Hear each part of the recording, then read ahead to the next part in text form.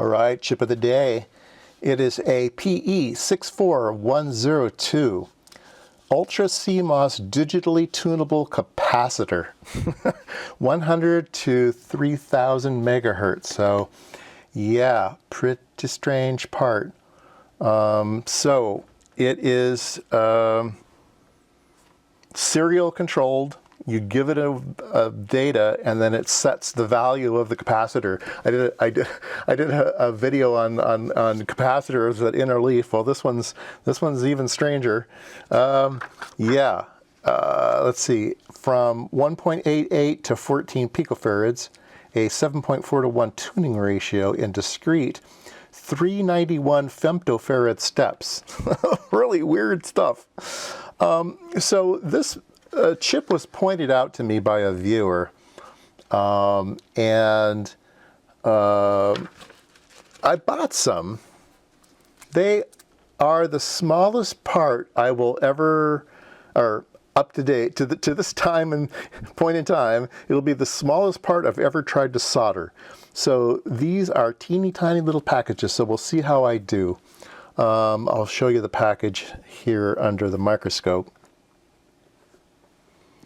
And yeah, it's teeny tiny.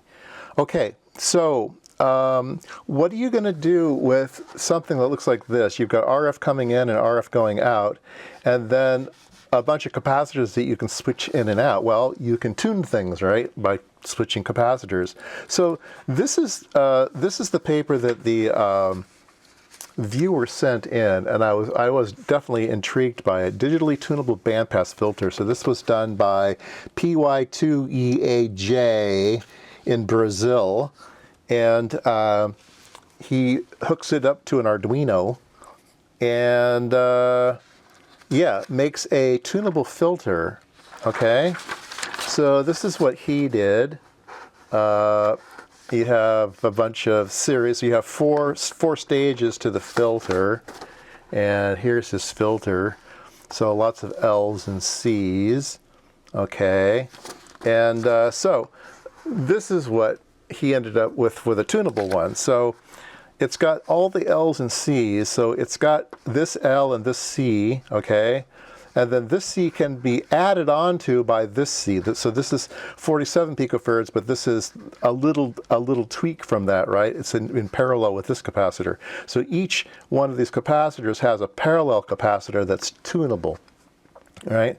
So, and let's see, does he have a graph of, I know he has a graph here somewhere, yeah. So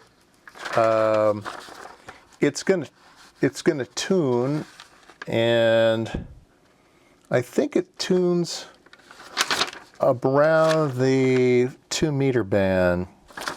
That's the way that he has it designed. Let me find it here. See. Yeah. See, this here is right around 140, 160, 180. Yeah, it's dipping here around 175. So anyway, it looks like a really fun project to do.